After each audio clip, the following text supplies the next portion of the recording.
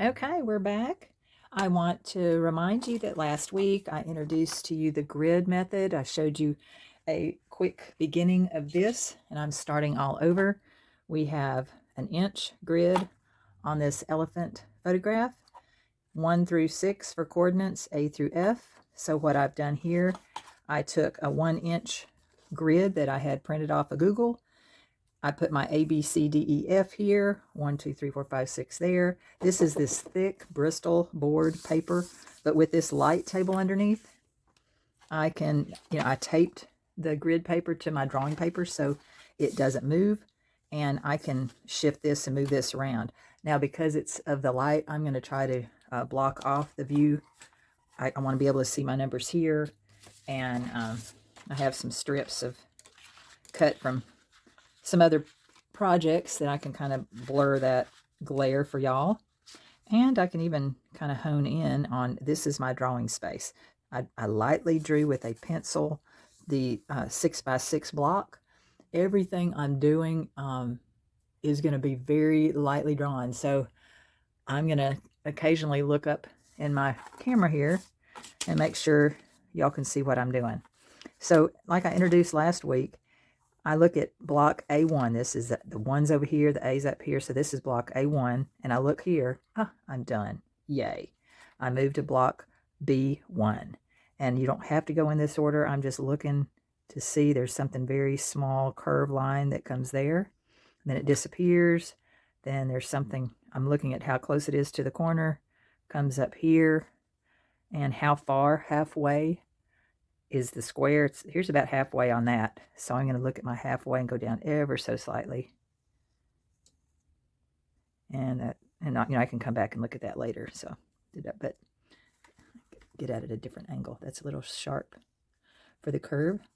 Again, you always draw light as you're doing this because you want to be able to erase if you get off a little bit. So I'm going to go over here, comes down just a little bit. It hits something about halfway. Then it changes direction, goes up a little bit, and then down. And now you're in E, and you curve down and out a little bit. So you want to check your measurement. Here's halfway. It's not quite halfway. Here's halfway. It's not quite halfway. That might be a little pointier than what I want. So I can carve that down just a little bit. And then I look out here in the center here. So if I go with center here, it's out just a tad from the center. It's kind of a straight line, so I can aim there. Tucks in just a little bit. And I'm not quite far enough out. So I'll move that out just a tad. Having to go around my strap on my phone. Anyway, I'm just going to try to go I'm trying to tell you what I'm looking at as I draw this. I see this slight curve. I remember those elements of shape we did in week 1. If you look for those elements of shape, the straight line, the curved line, the angle line, the oval, circle, all that kind of stuff, if you break your drawings down into that, believe it or not, you'll be able to draw anything. Sorry, the little shake. I have a little cord on my phone. Let me move this up a tad so that y'all, I think you can see that. Okay, I am now in E. Except I took that off my book. I turned it and pushed everything up too high. Sorry. Pushed it off my drawing board. Okay, I'm now on E. See how wonderful that is that it was all taped. It didn't get loose. E3. Okay, so I'm right here. It's where this curve line comes out. Notice I'm calling it a curve line. I'm not calling it a tusk because that's what, when you start naming what you're drawing, that's when you go to your left brain. And I want y'all to be on your right brain. So I'm going to push that up just a tad, a little bit off. I wanted to get it high enough above that line. So I'm trying to hold where I am on this side and then show you where I draw here. That's about halfway down, so I can just come on down. That comes in and bends, so I can follow that. And this curves right, it's above halfway. Curves in here. Okay, these two are the same value, so it's really hard to see where one ends and the other begins. So I'm looks like right here is a slight bend, and then that continues here. That looks like part of his leg. So there I went and named it, but I just want to tell you what I'm looking at, because sometimes you can't tell what it is. That's what you just have to draw what you see. And that's just one of these. Oh, I'm not down far enough. See, I'm looking at the space between here and here, negative space between here and here. Look how big that negative space is here, how small that negative space is here. I didn't go down far enough. Got to get right in front of it. Or either I made it too big. That comes right to the corner. Oh, this isn't big enough. See, I've got to quit talking. It is really hard to do this when you're talking.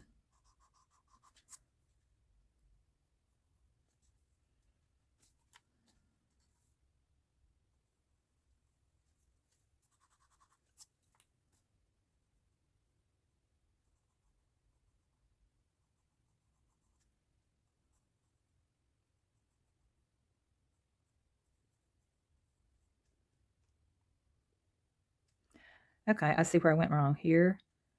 Here's the center. Let's make that a little wider.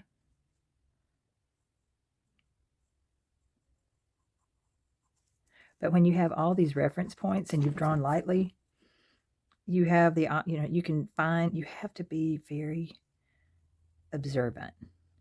And like I said, it's best if you're not talking.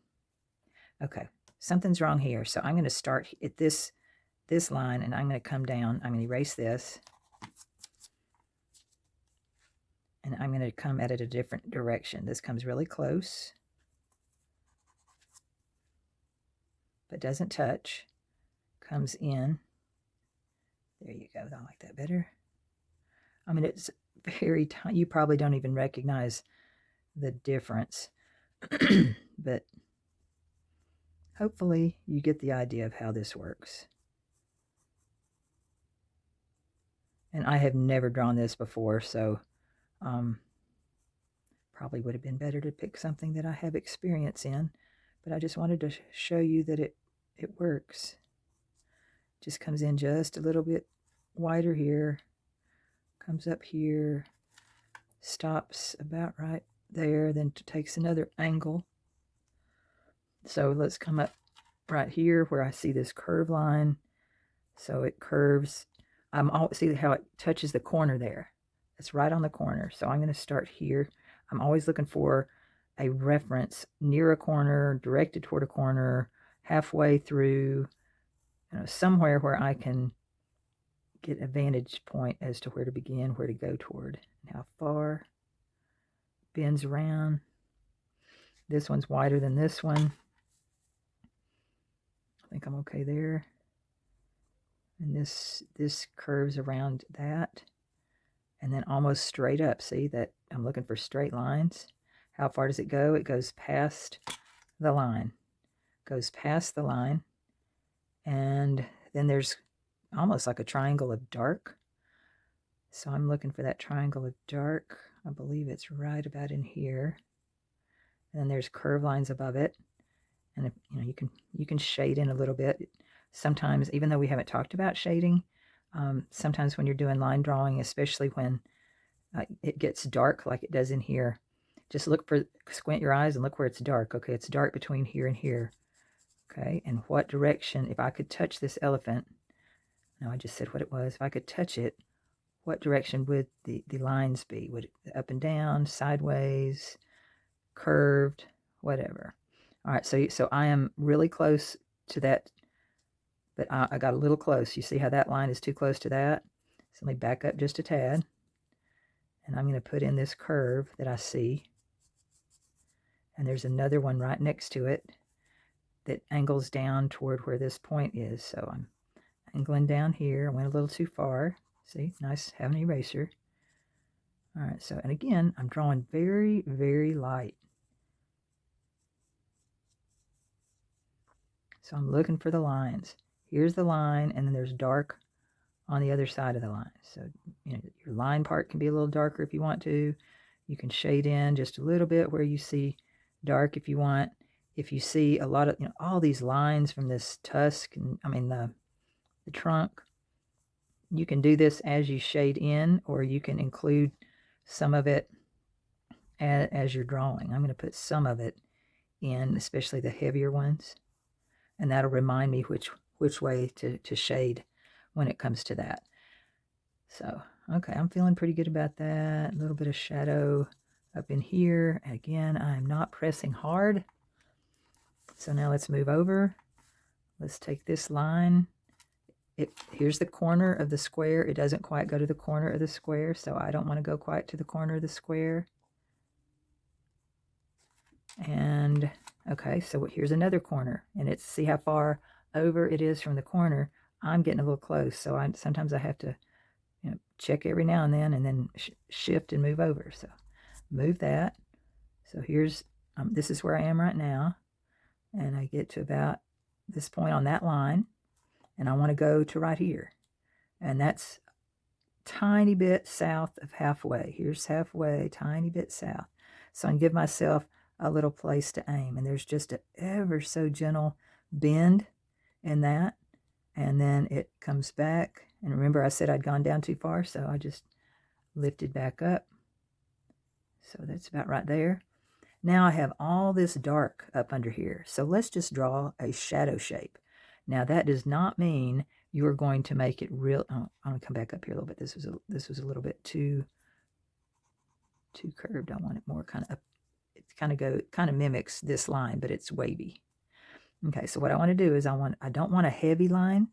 In other words, you don't want to do this. You don't want to do here's the ear. You don't want to do a dark line, so when you shade it in, your shadow has an outline. Your shadows don't have outlines. See, look, they come to an edge. They might blur out because there's more than one light, but they don't have an outline.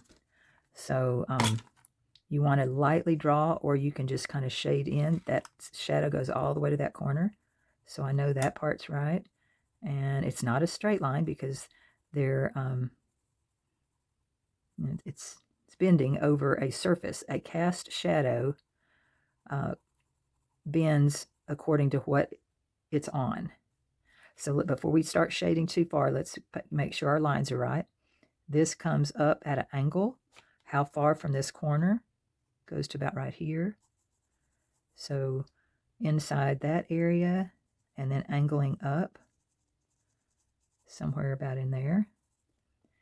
Then we have the shadow down here. Find this corner, this point right here. So it comes a little bit beyond that, goes up. It's below that corner. Here's the corner. Here's that light. So this is below that. So I went too far up.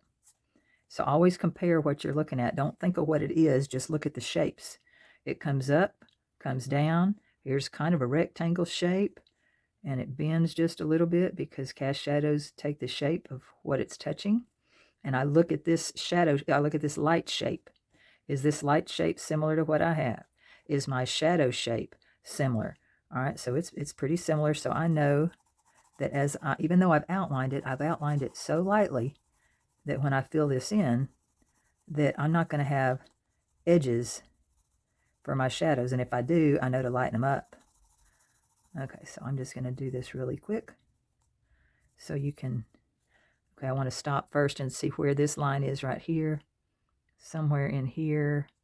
All right, so I don't want to go too far with my dark shadows. And I'm going to be doing a lot more with shading later. So please don't worry about that. But this is a great tool. This is a blending stump. This is a piece of soft t-shirt. So I can take that soft t-shirt. I really like to put it around the end of a pencil or something so I can see more of a point. So this is the inexpensive version. Not that the other one is expensive, but this is probably something you have at your house, an old t-shirt that you can cut up. But you know, when you blend something just very, very lightly, I am not pressing hard. And this is not a final drawing by any means, because this whole elephant will have gray tones because he's gray. He's darker than the background. But I'm just showing you, just one thing that start to gather your tools. You'll need old t-shirt. This is called a blending stump. It comes in groups of different sizes. And then the points get dirty. You have to clean them off. We'll deal with that later. All right, notice this is a shadow shape. I haven't drawn that in yet. So I look, where is it in the square? Where is it in this image? It's about right here. So I can shade that in as a reminder of darker shading that I'm going to do later. But I'm not going to do that today. Today is just, we want to get this drawn. And once this is drawn, then you're going to save this. You might even want to redraw it by putting, this is nice thick paper. And I'll probably do more than one art project with this drawing, but I just want to show you how I get the drawing done first. So, okay, let me go back to my drawing. I stopped at the corner here and look at the direction of the angle. Also look at the shape that's left inside that piece. So if I angle off this way, is that shape what you see? Okay, it's pretty close. This right here, I might have it a little wide, so I'm going to pull it in about right there. So you're always compare and contrast. That is higher order thinking skills. If anybody ever thought drawing did not take much concentration, then they were mistaken. Okay, so I'm coming down here. It gets a little slightly wider here, very ever so slightly, and bends to about right here, comes out. And I want to compare it to over here. This is higher than this. So I want to, not much, but I want to stop right about here. I'm going to look at the other side of this foot. Oops, I called it a foot. Curves out, down. Look at the angle. It goes outside that square, angles up, crosses the line, angles in to where I see a little bitty skinny space between here and here. And then I come up a little further, almost straight up, but not quite. And if I look, this line, if I angle this, and I might have that one off just a little bit, but if I look for where, if that line continued, it would hit this and come down. So what I'm looking at is right here. I want to raise this one up just a tad. Okay, so when I visually see this line, it connects. So I'm going to continue this one on up really close to this line that's here. It follows this line till it passes this intersection, comes up. Okay, so we have, and then we can look at all these lines going, seeing what direction these creases go. Some of them go more than one way. You'll see lines that are going this way. You'll see lines that are going this way. But again, we're not worried about all the shadow and shading today. We just want to understand this grid method. Now, if you get lost or you walk away, what's great about it, again, this was taped together. It's not, it is secured to the grid, and I can move it around. If it's more comfortable to work a certain way, then shift. I'm trying to keep it straight so y'all don't get dizzy. All right, so the next thing I'm going to do is I'm going to look, sorry about the glare. I'm going to look at this space.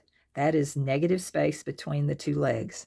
So sometimes it's easier to look at the shape of the negative space, the space where something isn't, and I see it connects right at the line. So I'm going to come right here. Okay, that's about the shape of the negative space. I'm happy with that. Then I move over, and here's some more negative space between the two legs. So I'm going to see how high up does that negative space come from that line, how far over it is. It's kind of a little triangle right there. So look, I got a little angle, and it comes down very close to that line. Comes out just ever so slightly, and then bends out again. Okay. Then I come back to the other side, comes down. I'm looking at the shape of this negative space, and almost straight at that point. When it hits, see how it comes back just a tad? Then I turn, and these two, even though it doesn't seem like they should be, they are pretty close to even. So this one's further back. Again, it's a little awkward to draw. All right, I think that's good. Might need to be straighter this way. Again, I'm trying to, I see a curve on this bottom of this. I see a curve on that one back here. I don't really see it on that. You can decide if you want to put your elephant toes in. See, you can tell, I know that's what it is, but I really want you to get used to not using those terms. Okay, I'm going to go back to the shadow here. This is where the shadow starts, and it goes up to A3. So I'm going to look, here's my A3. Where in A3 does it go? About right here. So I can kind of just aim down, connect here to here, here to here, A3. Then it comes in, cuts across this one. So it's going to come in, cut across here. And if I continued that line, it would run to about right here. And it's a fairly straight, but slightly bent.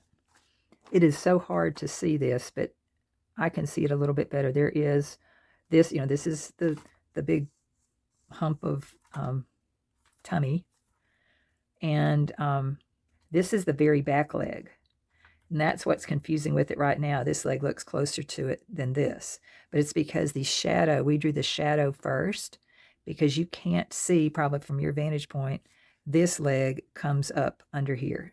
So let's go ahead and bring that leg right there. So this leg is going to be darker right up against, if you could see my photo better without the glare, you could see this. So what I'm doing is I just want to make sure that I'm telling myself, pay attention to the shadow shape.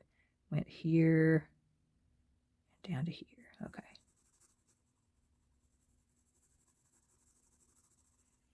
And I usually lay my pencil down sideways when I want to get a shadow. And I just want to make this a little darker so that it pushes it further back. If you want something to move back in space and you want something else in front of it to be to show like it's in front, then the one in front's lighter. All right, so I push the back leg darker. You see how that's darker? It now looks kind of like this is more in front than the tummy. This curve comes down. And a lot of this is going to be all dark. But you want to know what part of the animal is what. Okay, we're almost through, believe it or not. And we're going to curve, come on out here. I'm going to see how far this is. It curves in and then down. And when y'all do this, if this is the one you try, would you please take a picture of it and send it to me somehow? I think I have my email listed and my Facebook listed, so it's in the description. That's the hardest part of being a teacher online is unless you write me a note, which I've gotten some sweet notes about how they're using what I'm posting to learn to draw with their kids, or surviving surgery because you're bored and you need something to do. Oh man, that just thrills me that what I'm doing or sharing with you, you're getting it. Because it's so hard doing online stuff because I don't see your face when you have that deer in the headlight look, and where it's like, I don't know what she's doing. All right, so again, before we go, I want you to look at all these crazy crisscross lines. And we don't even have to do this today because the focus on today is learning the grid method. I want you to get comfortable with it because you will be surprised now and I'm going to look at this from a distance just to back up and look. Yeah, the legs. And honestly, the best thing you can do, well, not the best thing, but always, always, always back up and look at your work. Right now, I'm looking at it very close. I'm also have it at a slight angle because I want you to be able to see it. And So the thing is, when you back away from your work, you can often see where you've gotten off, and go away for a minute, come back with fresh eyes.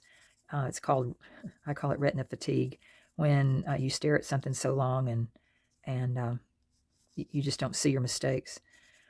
And some people don't think you make mistakes in art, but when you're teaching and you're grading, you have certain standards that I was looking for. And yeah, there are some kids that didn't follow directions, and so they didn't get scored as high as they should. But all in all, I had some awesome students, and I was so proud of them for what they accomplished. Now, this is very light gray. That's very dark. So we are not through with the shading of this, but hopefully you can see it well enough. I'm going to hold it like this, so if you want to take a screenshot of that, you can have that with your lines, or you can come up with your own picture as to what you want to do. If you want to take this elephant and draw heavy lines where they are so that you can easily trace it onto something else, but don't do heavy dark lines on this. We want to come back after we've studied shading, and the value is the lights and darks.